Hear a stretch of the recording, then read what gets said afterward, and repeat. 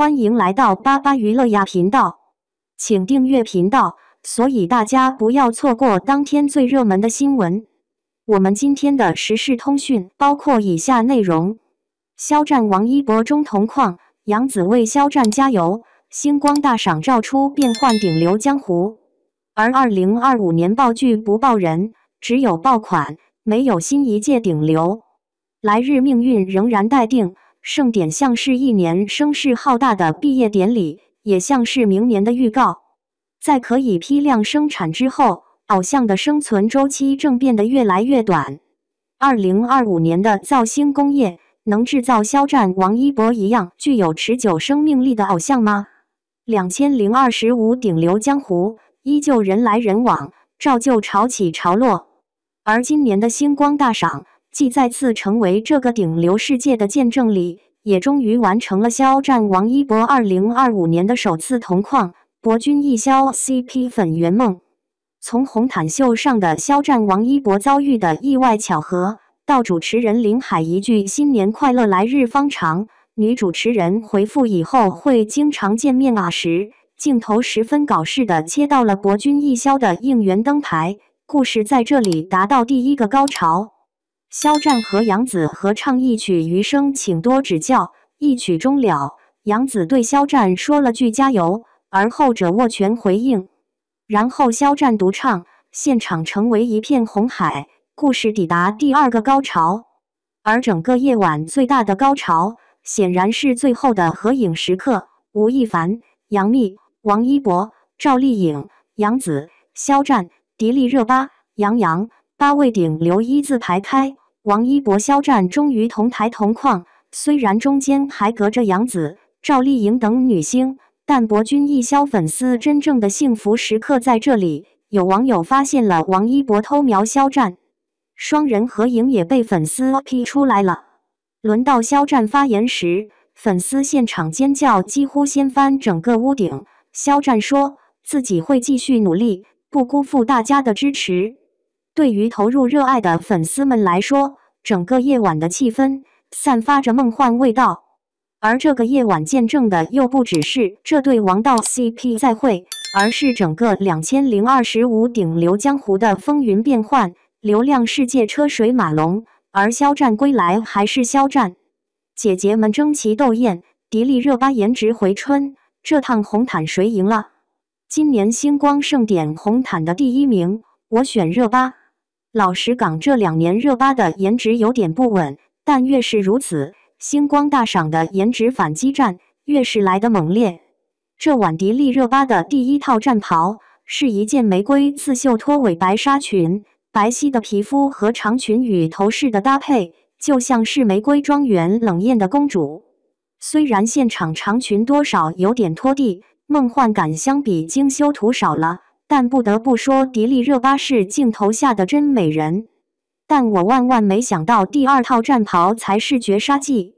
bling bling 的吊带长裙，定珠闪片高开叉礼服，美又带着一股嚣张劲儿。而迪丽热巴真的好适合这一抹嚣张，是喷涌又洋溢的暗红。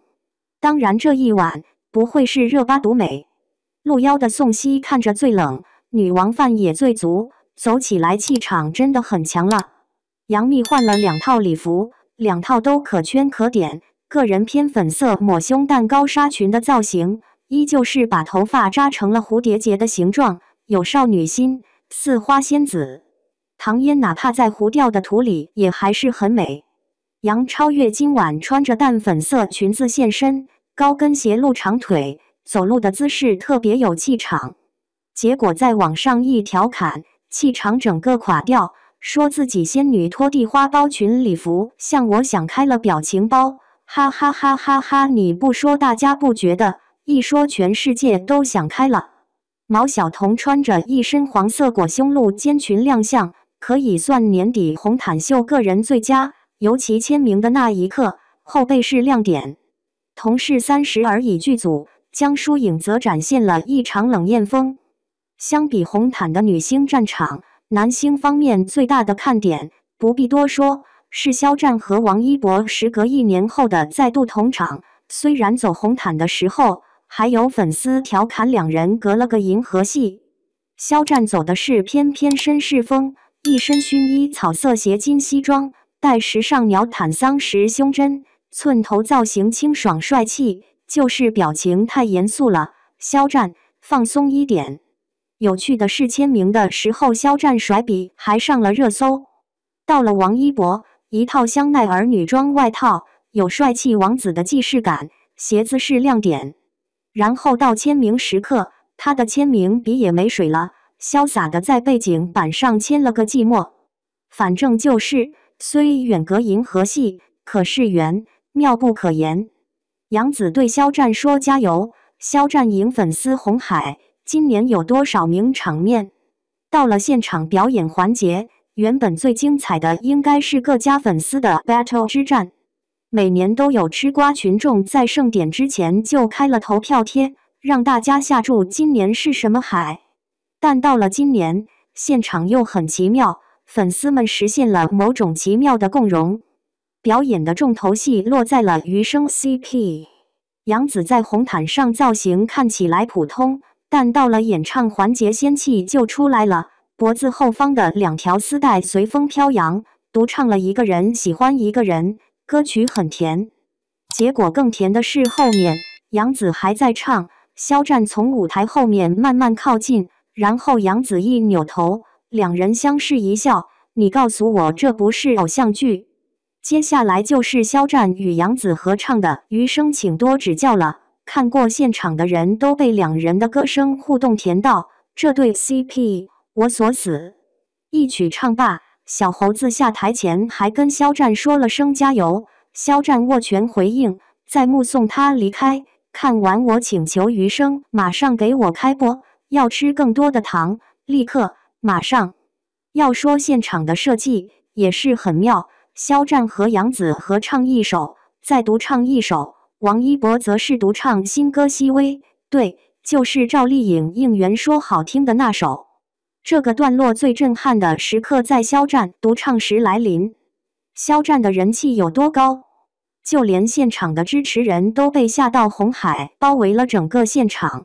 当肖战最后退场的时候，还深深向观众席鞠了一个躬，表达自己的谢意。那一刻，观众席亮起了肖战没有人能夺走你的远方的灯牌。相比之下，博君一肖的灯牌也显得寂寞了。一场星光大赏，见证顶流江湖潮流变换，又好像一切都没变。一年过去，被改变的不止 CP， 还有整个流量江湖。置身其中，难免会感到自己好像某个重大事件的见证者。如果本身有 pick 的偶像，那还有种亲历流量江湖变换的参与其中的感觉。肖战和王一博在星光大赏舞台上的出现，就像是一种隐喻和对照。年初的某一刻，肖战也曾经陷在赛场上等待自己的命运，王一博则屡屡冲到台前，无论资源、代言还是各大晚会的排面，都是名副其实的顶流。而如今肖战归来，红海作证，他依然是顶级偶像，站在台上就可以掌握观众呼吸的人。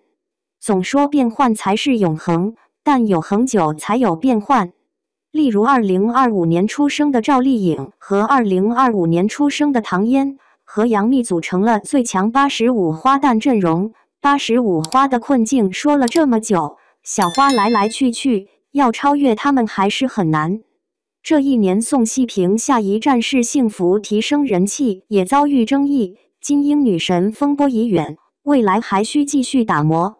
而江疏影的作品很多，但缺少一部吸粉的剧集，30而已红是红，最红的角色属于童谣。杨超越人气和观众缘都在上升中，但缺少一个爆款作品。赵露思小爆的作品不少，但一系列迷惑操作多少拖累了口碑。没关系，盛世还在。回到男星江湖，一年征战，似乎并没有去年3爆同级别的顶流诞生。丁禹兮今年靠陈芊芊火了，但人气没有延续。上一届一剧一火的徐正熙抓着平底锅就上阵了，主持人一脸好奇问为什么。他解释是想在红毯上和祝绪丹合影。许光汉是和杨超越一起走红毯的，但年初的星光似乎也很难一直持续到年末了。30而已的3位男演员合体，可谓是渣男大聚会。